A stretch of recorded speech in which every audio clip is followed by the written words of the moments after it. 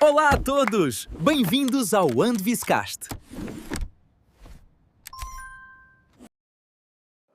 Olá a todos, bem-vindos à Blind Sports TV, o canal em streaming dedicado à promoção e valorização do desporto para a deficiência visual. Na Blind Sports TV queremos dar voz, mostrar talento e contar histórias que impactam. É neste sentido que nasce o Andviscast, uma parceria entre a Associação Nacional de Desporto para a Deficiência Visual e o Instituto Nacional para a Reabilitação. Mais do que apenas conversas, queremos mostrar o lado humano dos profissionais e das lideranças que estão diariamente no terreno em prol de uma sociedade mais inclusiva, mais justa e mais acessível. E hoje tenho aqui comigo um convidado muito especial, particularmente para mim. Ele foi presidente da Fundação Aragão Pinto, uma instituição que promove a inclusão de crianças e jovens através do desporto. Foi também presidente do Sporting Clube Portugal, à altura da criação do seu departamento paralímpico. É alguém que certamente cria muito impacto por onde passa, não passa de todo despercebido, alguém habituado a diferentes lideranças, visão estratégica ao desporto. Talvez o que não saibam aí em casa é que também é uma pessoa muito ligada à inclusão. Dr. Bruno Carvalho, muito obrigada por ter aceito o convite para estar aqui hoje connosco. Obrigado pelo vosso convite. É um muito prazer. Obrigada. E passou aqui, portanto, as experiências diferentes no âmbito do futebol profissional, do grande clube desportivo, também da parte social, entre muitas outras, mais ou menos mediáticas. Que aprendizagens pode partilhar connosco?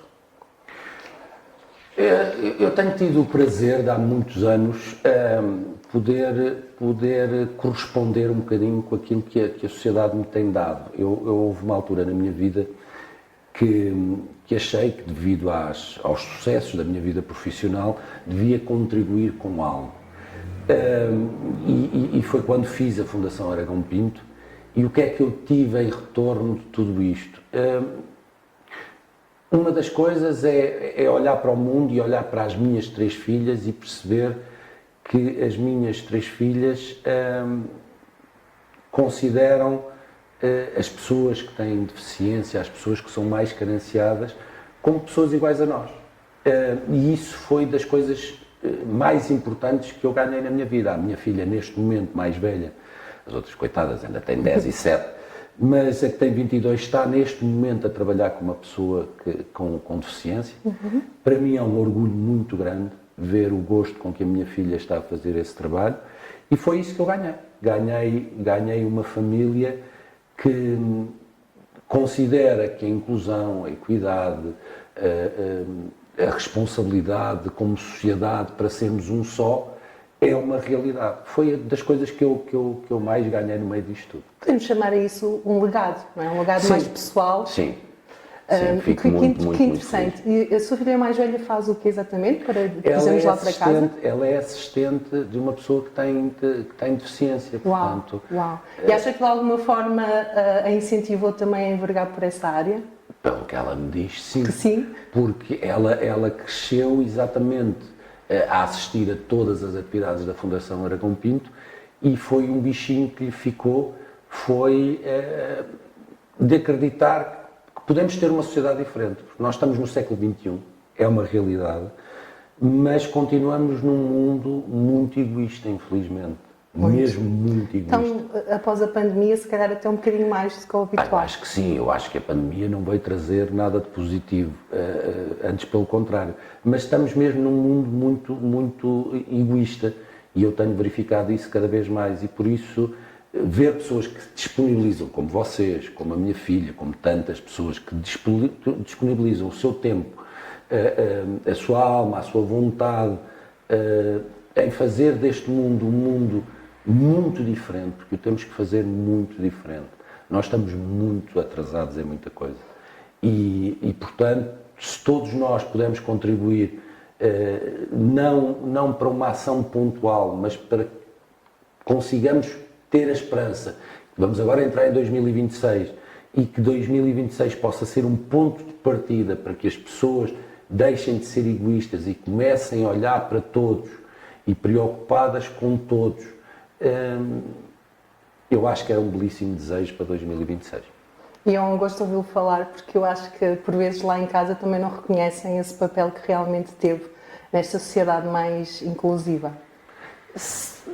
Não tiveram de facto, porque foi algo que foi muito abafado, quer dizer, para muita gente não dava jeito de falar-se na Fundação Aragão Pinto, não dava jeito de falar-se de tudo aquilo que se construiu no Sporting em termos de desporto paralímpico. Se calhar, e o Luís Gesta estava numa reunião, eu não vou estar a falar em nomes, apetecia muito, eu sou uma pessoa muito direta, mas a mim custou-me estar numa reunião no Sporting, onde tinha uma pessoa que tinha bastante responsabilidade no desporto nacional, a dizer que não queria saber do desporto paralímpico, porque para ele o desporto paralímpico era pessoas que não falavam, que só emitiam sons e que não se sabiam movimentar e que se mandavam para a água e dizia-se que aquilo era desporto.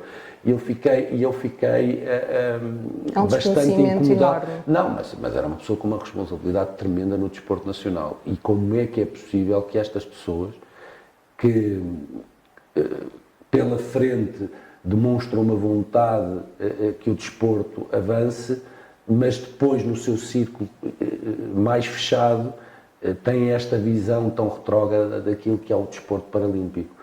E quando o desporto paralímpico, eu sempre fui um amante do desporto como fator de inclusão, quando o desporto pode ser das ferramentas mais importantes que para as pessoas com deficiência têm para se sentirem integradas e se sentirem parte de um todo, que era o que se deviam... Sentirem-se capazes, claro, através do sentirem-se desporto. aquilo que se deviam sentir todos os dias. E que, infelizmente, eu tenho que dizer aqui, não é verdade. As pessoas com deficiência é verdade, são olhadas de lado, é verdade, são olhadas com indiferença, as pessoas não se querem preocupar, não é um assunto pontual, a nossa sociedade é muito movida de assuntos pontuais. E assuntos pontuais nós até damos. É a tragédia, não sei o quê. Ok, vamos todos contribuir para a tragédia.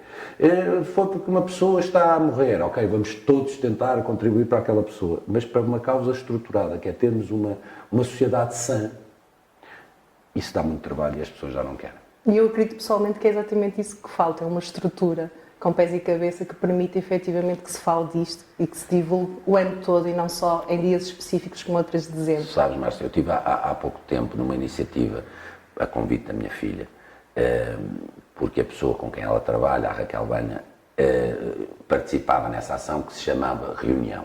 A Reunião foi uma peça de teatro, mas era uma peça onde havia intervenção entre aqueles que estavam do lado do palco e nós que estávamos na plateia. E foi muito engraçado porque conseguimos ser alertados por uma data de situações daquilo que passam as pessoas que têm deficiência e depois pudemos contribuir com ideias de como é que se podia melhorar tudo isto. E eu fiz um vídeo para falar dessa minha experiência, para promover essa experiência da reunião. E percebi, eu mencionei dezenas de pessoas, só uma é que repostou. Nós vivemos um bocadinho também isso nas nossas redes sociais. Se eu fizer um vídeo idiota e mencionar uma série de pessoas, todos idiota, partilham. brincadeira, toda a gente partilha. Se fizermos uma coisa séria, não tem... Lá está, não pode ser só palavras bonitas, tem que ser ações. Não é? Claro, mas eu fico mesmo triste que, estando quase a fazer 54 e estando nós no século XXI, a realidade seja tão difícil e tão árdua para pessoas que mereciam ter uma vida como eu. Acho que isso dava horas e horas aqui dava, sem dúvida de nenhuma. conversa, Dava. mas fazendo a passagem disso que disse para algo muito concreto que fez também, que foi em 2015 a criação do Departamento Paralímpico, algo inovador, não só em Portugal, mas pelo mundo, ou seja, um grande clube desportivo a apostar numa área como esta. O que é que o motivou? Exatamente o mesmo que me motiva diariamente, que me motivou a fazer a Fundação Aragão Pinto e que me motiva todos os dias. Quando nós temos responsabilidade, eu acho que também temos responsabilidade em fazer algo que melhore o mundo em que vivemos. E o Sporting, como grande amor da minha vida, tinha que ser um clube que toda a gente se identificasse e que toda a gente percebesse que se move por valores. Não é só sermos uma instituição de utilidade pública, mas também funcionarmos como uma instituição de utilidade pública. E se estávamos a fazer um forcing muito grande nas modalidades olímpicas, decidi que estava na hora de um clube com a dimensão nacional e internacional do Sporting mostrar que o desporto paralímpico também é um desporto muito interessante, também é um desporto igual aos outros, que esses atletas merecem todo o nosso respeito, todo o nosso carinho e por isso não pensei duas vezes. No momento em que criei todas as condições para o Departamento Olímpico, porque o Sporting regozijava-se muito que era um clube de ecletismo, mas não tinha um ginásio para as atividades olímpicas, não tinha um departamento médico para as atividades olímpicas, não tinha maquinaria de recuperação para as atividades olímpicas. Eu disse, não, ok, vamos criar tudo isto, porque se é um dos nossos pontos de honra termos muitos atletas olímpicos, também é um ponto de honra criarmos o Departamento Paralímpico, porque para nós desporto é desporto. E as pessoas são todas iguais e merecem todas ter a mesma oportunidade. E foi muito bonito ver, nós chegámos às 15 modalidades, se eu não estou enganado, paralímpicas, e foi muito bonito ver que, de repente, o Sporting estava a dar uma dimensão internacional ao desporto paralímpico, como nunca tinha acontecido em Portugal. E eu posso testemunhar na primeira pessoa que foi efetivamente isso. Tornou o Sporting também no Departamento Paralímpico tão grande como os maiores do mundo. Isso não temos dúvida nenhuma, e foi um momento muito bom para toda a gente que pôde viver esse projeto, porque ver a alegria com que os atletas representavam o Sporting, com que os atletas abraçaram esta oportunidade, dando tanta glória ao Sporting e ao desporto paralímpico, para nós era uma maravilha. E lembro-me perfeitamente que todos os recursos que estavam à volta do Sporting e das modalidades fazíamos questão que tivessem também para o desporto paralímpico. Isto é, se havia uma final de goalball, por exemplo, tinha que ser transmitida pela Sporting TV, independentemente de muitas vezes encontrar algumas dificuldades que as pessoas entendessem. Algumas está a ser simpático. Estou a querer ser simpático. Para que as pessoas entendessem a importância de dar aquela final, fosse a que horas fosse de onde fosse de maneira fosse, porque tinham uma relevância tão grande quanto as restantes modalidades do esporte. Verdade. Portanto, eu acho que mesmo que até aí nós conseguimos mexer um bocadinho na mentalidade das pessoas, ao nível de tudo, da comunicação, do social, dos núcleos, de tudo. Eu ia lhe perguntar exatamente isso, se acredita que efetivamente para o universo leonino houve uma mudança, uma valorização do atleta paralímpico? Eu acho que sim, eu acho que nós conseguimos mostrar o atleta paralímpico com as mesmas qualidades e virtudes do atleta olímpico. E isso foi uma vitória muito grande. Tenho pena que o Sporting não tenha mantido essa tradição. Acho que era algo que o Sporting devia ter mantido como causa, porque nós ou somos instituição de utilidade ou somos um clube de futebol. E eu nunca quis ser presidente de um clube de futebol. Eu quis ser presidente de um clube que apostava no ecletismo para cumprir a sua missão. Fosse em termos olímpicos, fosse em termos paralímpicos. E tenho pena que o Sporting não tivesse mantido essa cultura, porque tudo na vida se consegue com o tempo, tudo na vida se consegue com esforço. E as coisas vão se tornando mais normais e habituais para as pessoas, quanto mais conviverem com elas, Sim. Quanto mais as pessoas tiverem contacto com elas. Eu acho que o Sporting das 15 manteve uma ou duas modalidades e não está certo. Não está certo porque o Sporting tem uma missão a cumprir, tem responsabilidades por ser uma instituição de utilidade pública e não a cumpre quando pura e simplesmente vai para os desportos de massa e não se preocupa com a sua responsabilidade enquanto promotor de desporto, enquanto promotor de bem-estar, enquanto promotor de equidade, enquanto promotor de uma mobilidade para todos, enquanto promotor de uma responsabilidade social, que é isso que os clubes têm. É por isso que os clubes existem, é por isso que os clubes têm apoios, é por isso que os clubes têm fãs, para conseguirem também deixar um legado. E acho que o Sporting fez muito mal em terminar com esse departamento, com a força desse departamento, porque era uma forma de mostrarmos ao mundo que o Sporting era um clube diferente, não por razões meramente de extrato social ou de nível etário, mas que éramos diferentes porque assumíamos a responsabilidade de sermos uma instituição de utilidade pública. E éramos, e isso era reconhecido. É verdade. Nacionalmente e internacionalmente. Aliás, o Bruno já falou de algumas ações, como a transmissão pela Sporting TV. Lembro-me de muitas outras, quando os atletas de futebol profissional entraram com o nome das camisolas em braille. Lembro-me do Mundo Sabe Que em língua gestual portuguesa. Lembro-me do lema. Dos equipamentos mais vendidos do Sporting. Sempre, não é? Que tinham o lema em braille, e que foi uma decisão do Bruno na altura. Não sei se as pessoas também sabem disso, mas importa. Muita gente não ligou, muita gente não ligou, a informação não foi massiva, porque nós fazíamos as coisas não para ganhar com isso, nós fazíamos as coisas porque acreditávamos. Aliás, uma das coisas que se fez, e durante muitas épocas o equipamento teve sempre o lema em braille, não foi só uma comemoração pontual de uma camisa para um jogo. Em todas as modalidades. Em todas as modalidades, e também os cartões de visita do Sporting passaram todos a ter braille. Por isso, era um gesto que nós fazíamos, não só nas modalidades, mas como Sporting no seu todo. E recebemos bastantes elogios e todos aqueles, nacional e internacionalmente, que sabiam de todos estes gestos, olhavam para o Sporting com muito respeito. Eu acho que foi uma altura em que o Sporting conseguiu demonstrar a sua real dimensão. Sim, eu diria que talvez até mais internacionalmente do que nacionalmente. Em termos nacionais, infelizmente, a nível nacional, sentimos aquela coisa das rivalidades clubísticas. Em vez de olharmos para o desporto paralímpico como algo que faz bem a todos, nós não queríamos saber se as pessoas que praticavam eram do Sporting, do Benfica, do Porto, do Real Madrid, do Barcelona, do Valladolid.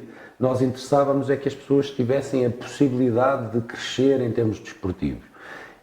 Mas Portugal, realmente, nós conseguimos ser um país de grandes costumes à beira do mar plantados, mas é mentira. Nós somos um país não de grandes costumes, um país muito egoísta e que, infelizmente, só olhamos para o nosso quintal e para as nossas preocupações. Quando alguém perto de nós tem uma necessidade, nós, de repente, já somos muito inclusivos. Já nos toca diretamente. Já nos toca, já somos muito inclusivos. Quando não, se for feito pela facção errada, se for feita pelo clube errado, já se olha diferente. Internacionalmente há outra visão. Há muitos países que estão muito mais avançados, como vocês sabem, em termos de desporto adaptado, em termos de desporto paralímpico, do que Portugal, infelizmente. E que olharam para nós e disseram, finalmente está-se a fazer algo muito diferente em Portugal, que prazer, e que abraçavam esses projetos todos. Lembro-me perfeitamente de telefonarem na altura lá para o Sporting, dizendo exatamente isso. O que é que se passa em Portugal que de repente há este crescimento tão extraordinário? Bruno, e com esta falta de reconhecimento que nós sabemos que há no desporto paralímpico adaptado de uma forma geral, faria igual neste momento? Se voltasse, faria igual? Porque eu sei que todas as mudanças requerem tempo. Por isso, tudo aquilo que nós fazíamos era uma coisa para o futuro. Os equipamentos iriam sempre ter o braille incluído. Os cartões de visita teriam sempre o braille incluído. Todas as nossas atividades teriam sempre fosse desportivas, fosse sociais, teriam sempre a inclusão, a equidade, a mobilidade como fatores integrantes. Porque para mudar o pensamento de uma sociedade é preciso tempo, as pessoas precisam de conviver de forma natural com as coisas para, de repente, as coisas já fazerem sentido e não serem um problema, não serem algo que as pessoas preferem olhar para o lado e não ver. E eu vejo isso muito, não é só no desporto. Infelizmente, continuo a dizer, a mim choca-me, século XXI, e vê-se tantas pessoas com deficiência, e se nós estivermos atentos a ver como é que há a interação humana, a maior parte das pessoas desvia o olhar. Não quer sequer olhar, não quer ter contacto com aquela realidade, por muito que a pessoa esteja a passar mal, por exemplo, para entrar num edifício. Pouca gente vai dar um apoio, vai dar uma ajuda, preferem olhar para o lado. E eu acho que o Sporting estava a ajudar muito naquilo que é uma visão que tem que ser uma visão diferente. Uma visão que, infelizmente, 21 séculos ainda não ajudaram a mudar o que é impressionante para um mundo que se quer tão diferente, tão abrangente e que, afinal, não tem diferença nenhuma, nem tem abrangência nenhuma. Estamos cada vez mais elitistas. Márcia, eu vou dizer uma coisa, achei muito engraçado, porque nesta atividade da reunião há uma série de leis que vão sendo feitas, eu apercebi-me na reunião, para promover a mobilidade, e houve uma lei que foi feita, e depois, quando essa lei foi melhorada, dizia qualquer coisa assim, isto é um texto político, atenção, é um texto de legislação. Dizia, bem, nós não temos fórmula de medir o que foi o impacto desta lei, mas percebemos que estamos muito mais inclusivos. Quer dizer, e as pessoas diziam, mas como é que se não tem métricas, como é que dizem que é mais inclusivo? E realmente nós vivemos um mundo de aparências e as pessoas não necessitam de aparências. As pessoas necessitam de ter uma vida muito diferente. Sem dúvida. Porque de aparências não vamos conseguir atingir aquilo que é uma realidade que nós nem nos apercebemos. Márcia, nós nem nos apercebemos, por exemplo, vamos imaginar o que é uma pessoa com cega a ir comprar um bilhete de comboio. Bem, primeiro tem que ter sorte dos comboios não estarem em greve, não é? Que é coisa que funciona. Hoje em dia já seria difícil, por si só. Ter os comboios a funcionar já é uma maravilha. Mas vamos imaginar que não estavam em greve, que a pessoa teve sorte. Vamos imaginar o que é uma pessoa invisual a ir comprar um bilhete. As máquinas não estão adaptadas para invisuais. Então o que é que as pessoas têm que fazer?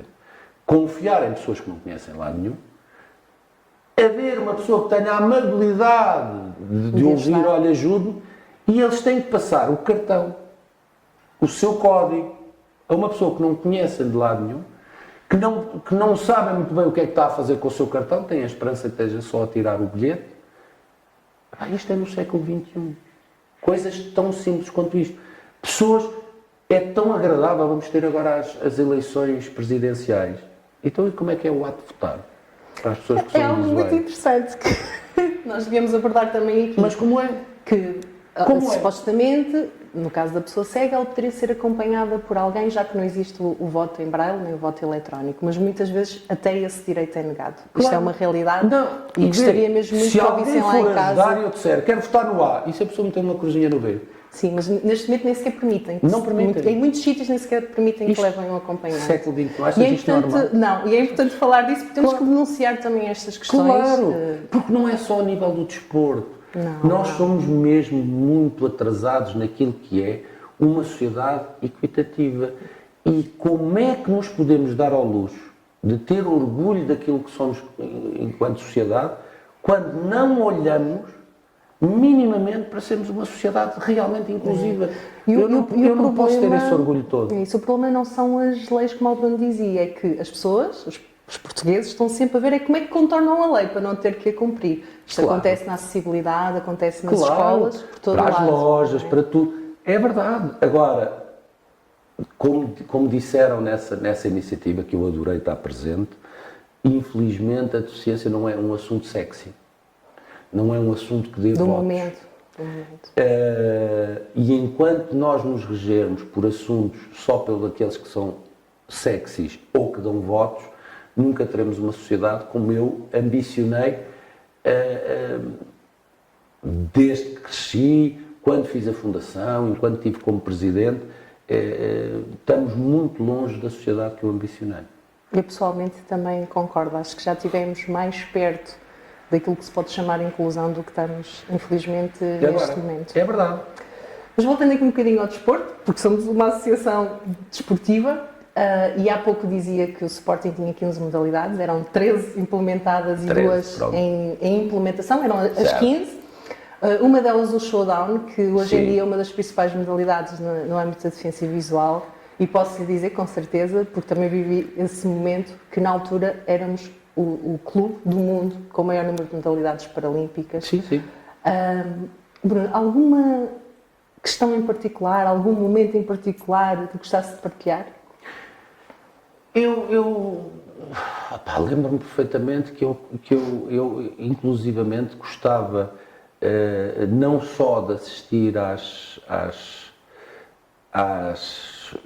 aos eventos desportivos paralímpicos, mas lembro-me de um treino, foi muito giro, um treino de goalball, que eu fui fazer figuraduras, porque eu era péssimo, não é? Eu posso dizer isto com orgulho, eu já joguei consigo goalball. Não, e então foi muito giro, porque os atletas estavam completamente desidratados, mas agora o presidente vem treinar connosco.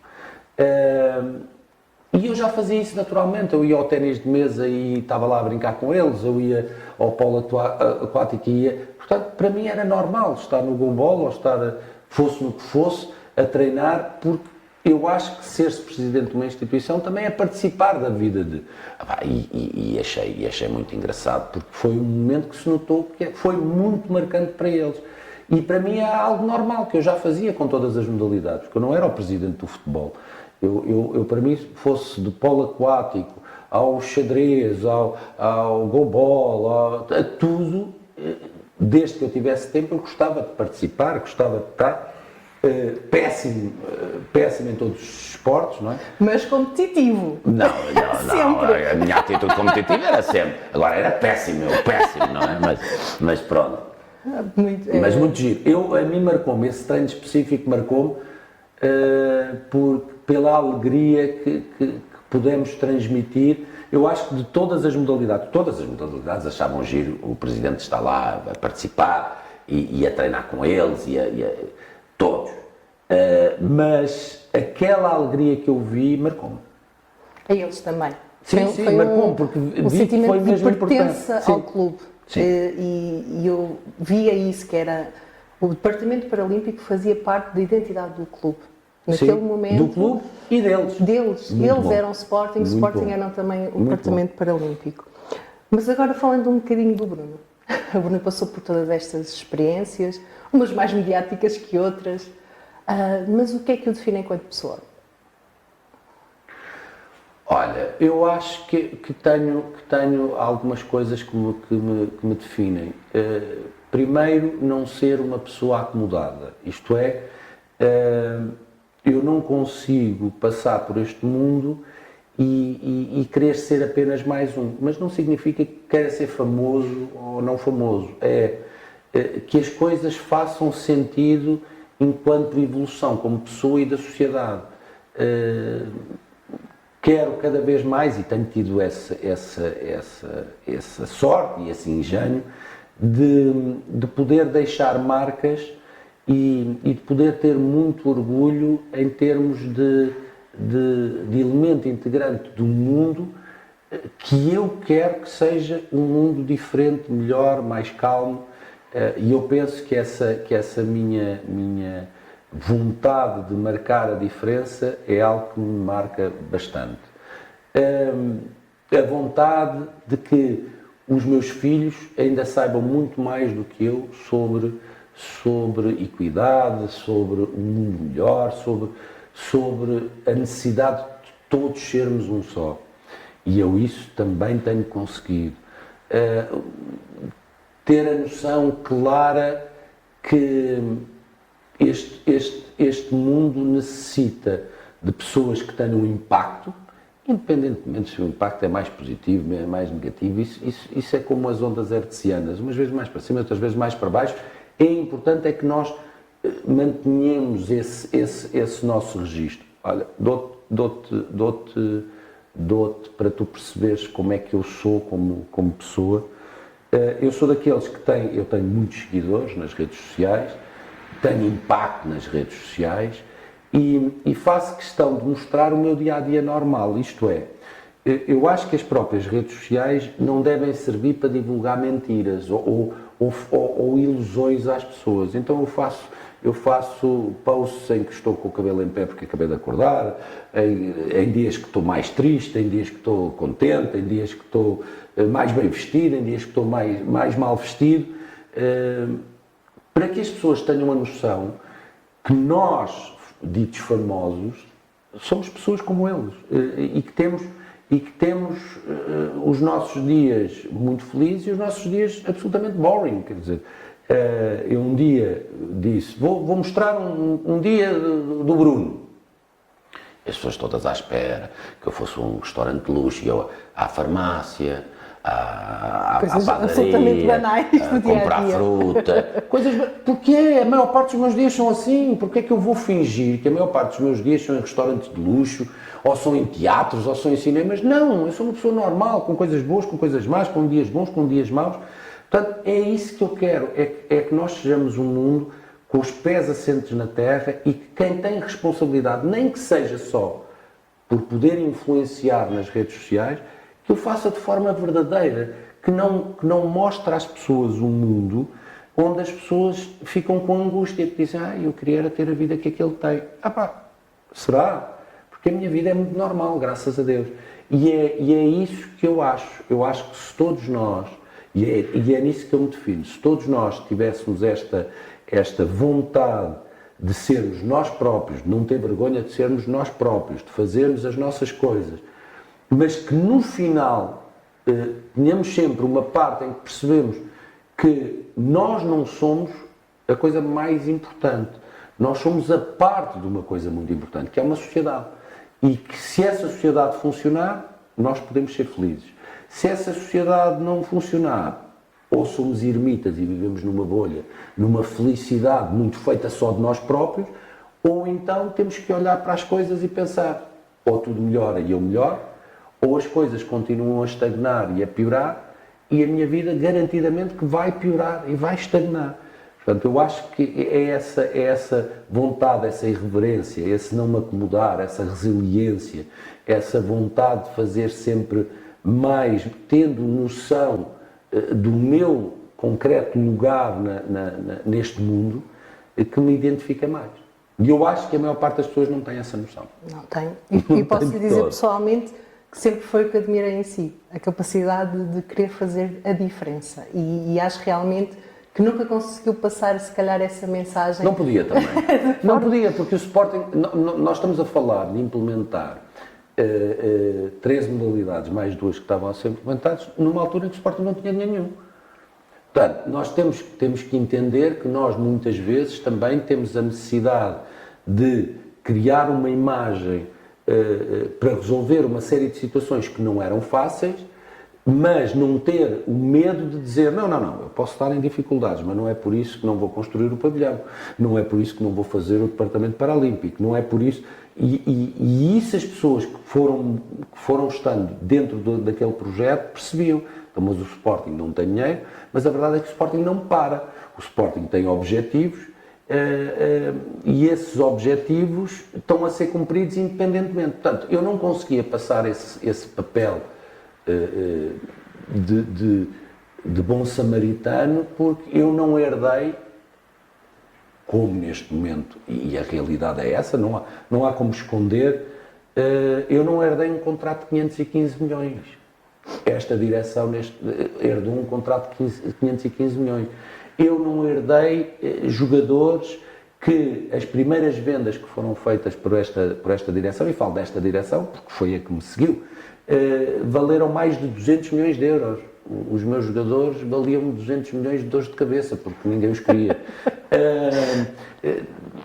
Portanto, é uma situação em que nós podemos ser magnânimos, ser muito calminhos, apresentarmos exatamente como somos, porque estamos numa situação muito estável, estamos numa situação financeira muito positiva, não acontece o que me aconteceu a mim. Eu cheguei e pergunto, e imediatamente no primeiro dia que eu tomei posse disseram-me: hoje até às 6 temos que pagar 3 milhões à UEFA. Eu disse: está ótimo, vamos buscar os cheques. E as pessoas disseram: eu vou, não tenho dinheiro, mas eu posso ir buscar os cheques.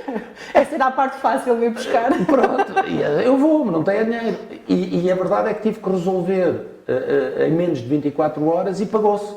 Mas numa situação tremenda, com jogadores com 3 meses de salário em atraso que podiam rescindir de um momento para o outro, e aí sim, de forma legal e justa, os seus contratos, porque a lei diz que mais de 3 salários já podem rescindir os contratos.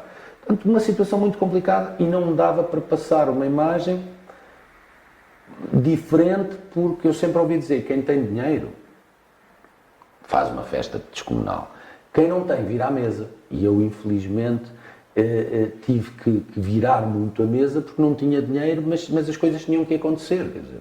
E aconteceram. E aconteceram. Aconteceram. Bruno, o que é que o faria dizer sim agora a um projeto Desportivo? Eu acreditar muito.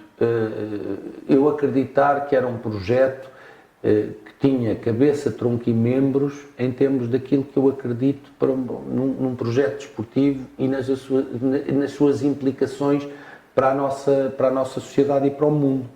Eu acho que era mais isso, era fazer-me sentir num todo, porque é o que eu acredito.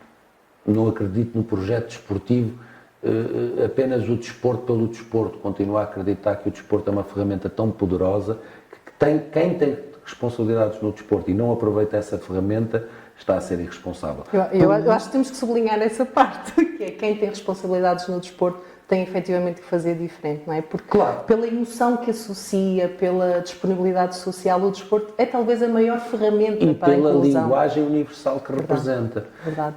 E quem não percebe isto, quem está no desporto apenas para passar o tempo e para poder ser campeão da modalidade A ou B, mas que não se apercebe da ferramenta poderosa que tem nas mãos para poder dizer: eu saí dali, mas marquei a diferença naquilo que é o mundo. E eu tenho esse orgulho de dizer que marquei essa diferença. Independentemente de tudo, eu tenho esse orgulho de dizer que se marcou essa diferença e que tive muita gente muito boa ao meu lado que me ajudou muito a que pudéssemos marcar essa diferença. E hoje em dia, o Bruno já não está tão ligado à parte desportiva, tem outros projetos, mas tem certamente um conhecimento e uma opinião formada, que é: o que é que nós podemos fazer para efetivamente o desporto? E aqui não falo só do desporto para a deficiência visual, não é? Nós somos um país de futebol, tudo que não seja futebol passa um bocadinho ao lado. O que é que nós precisamos de fazer enquanto país, enquanto sociedade, para efetivamente fazer crescer o desporto?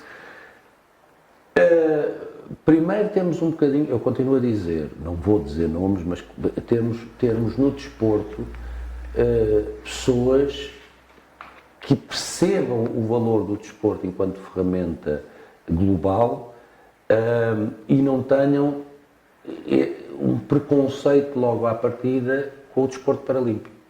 E há muita gente com responsabilidade no desporto nacional e sobretudo nas áreas olímpicas, do futebol, que não percebem o poder da ferramenta de desporto, que não percebem o poder que o desporto tem como alavanca de um mundo diferente, de um mundo mais desenvolvido, de um mundo mais integrativo, de um mundo mais humano. E quando a maior parte dessas pessoas olha para o desporto paralímpico com desprezo e muitas vezes desdém, é muito difícil, porque se a parte do desporto que puxa massas não for a parte que diz: eu tenho interesse também em provocar uma mudança nos hábitos, nas mentalidades das pessoas, o desporto paralímpico não vai ter uma evolução, porque vai estar sempre a lutar para um reconhecimento que, se não lhe é dado pelo próprio desporto em si, para o desporto chamado olímpico, a sociedade também não vai olhar para eles, porque tem que ser uma coisa que uns puxam os outros, que era isso que se estava a fazer no Sporting. Portanto, o que é que o desporto pode fazer? Podem deixar de ser umas pessoas egoístas, podem deixar de ser umas pessoas que apenas veem no seu próprio ego e nos seus próprios gostos pessoais o desenvolvimento da sua atividade, mas para perceber, se nós fomos encarregues de uma missão dentro de um clube, dentro de uma federação, dentro de uma associação, temos que a cumprir na sua plenitude. Não podemos estar só a cumprir. Isso era a mesma coisa que eu, como DJ, vou só pôr as músicas que eu gosto. Quer dizer, o máximo que pode acontecer é as pessoas estarem a olhar para mim, aborrecidas, porque não gostam da minha música. Mas eu gosto porque esta é a música que eu gosto. Depois não interessa o que é que tu gostas, companheiro. Tu, como DJ, tens que pôr toda a gente a dançar. Nós vivemos em sociedade. No desporto, tinha que ser igual. Não importa se a pessoa só gosta do futebol, ou se a pessoa só gosta do basquete, ou se a pessoa só... Tem que olhar para isto como um todo, que é o que é que eu posso fazer neste lugar para que o desporto que eu gosto ajude a que nós façamos todos uma sociedade melhor. Portanto, o que é que o desporto tinha que fazer? Tinha que acordar. O desporto tinha que perceber a sua grandeza e a sua força e, sobretudo, a sua responsabilidade. E se toda a gente assumisse a sua responsabilidade, nós tínhamos um mundo muito diferente, que era um mundo onde nós olharíamos para tudo, para o desporto paralímpico. A única diferença que teria do desporto olímpico era o nome. Quer dizer, pronto, mas de resto era um desporto com a sua capacidade, com a sua raça, com a sua competitividade, com a sua glória, exatamente igual aos outros. E não é por egoísmo e egocentrismo das pessoas que estão à frente do desporto, e que eu continuo a dizer, eu ouvi e choquei-me com uma pessoa com responsabilidade tremenda no mundo do desporto a ter comentários perfeitamente descabidos sobre o desporto paralímpico, dizendo que desporto paralímpico não era desporto, era uma porcaria que não tinha interesse nenhum. Isto são palavras da pessoa. Precisamos de mais responsabilidade e também de mais empatia. Isso nós não temos empatia nenhuma, as pessoas não têm empatia Bruno, nenhuma. já estamos mesmo na reta final. Se pudesse deixar uma mensagem, na certeza que chegaria a todas as pessoas do planeta Terra, em outdoors, televisão, rádio, boca a boca, o que é que diria? Olha, eu vou te dizer uma coisa, eu fiz agora há 2 dias uma mensagem de final do ano, e aquilo que eu disse é cada vez percebermos que precisamos de um mundo, e foi essa a palavra que eu usei, mais empático. Nós temos que olhar para o mundo e cada vez sairmos da nossa bolha, dos que são nossos, dos que são próximos, daqueles que são nossos amigos, da nossa família, e perceber que precisamos de um mundo mais empático. Nós cada vez somos um mundo com mais extremismos, com mais...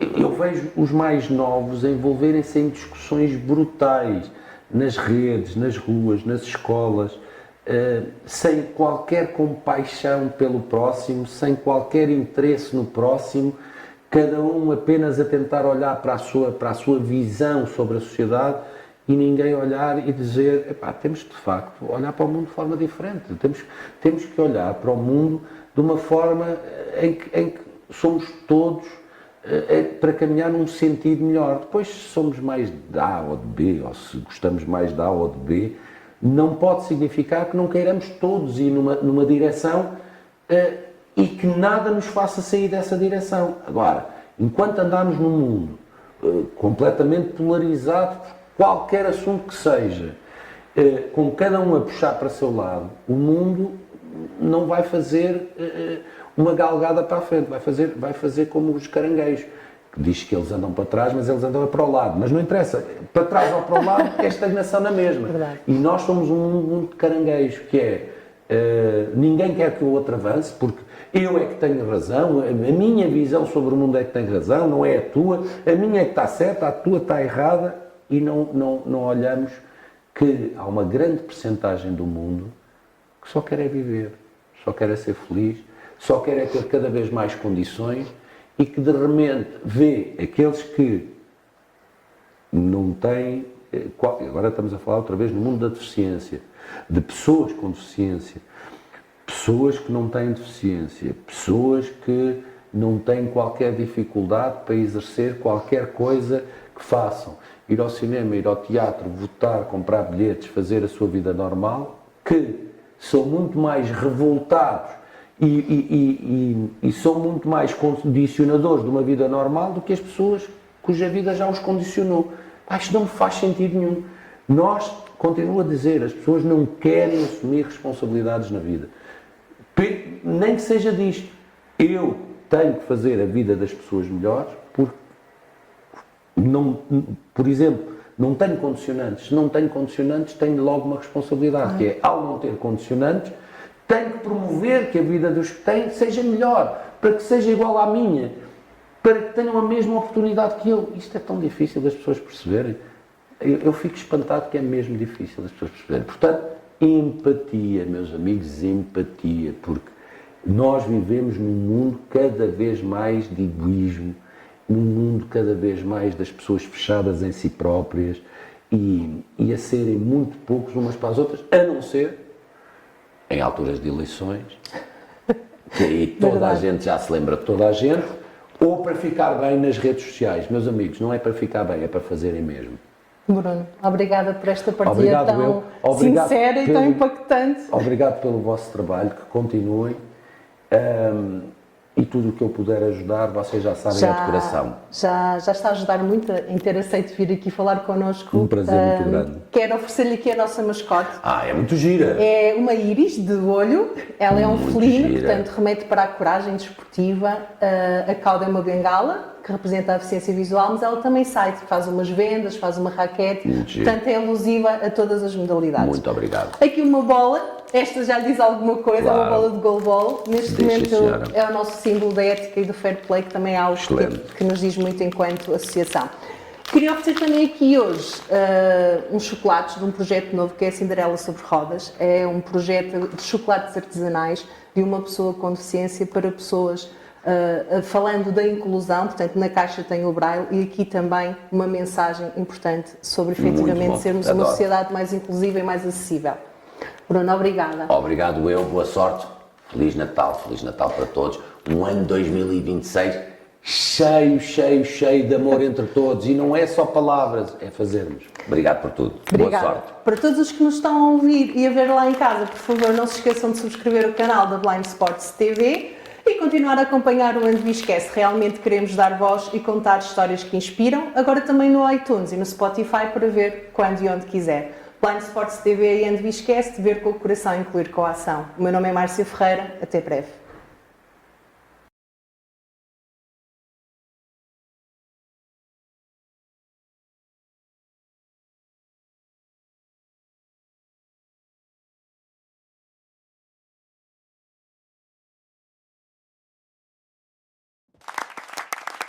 Espero-vos no próximo episódio. Mas primeiro, subscrevam o nosso canal.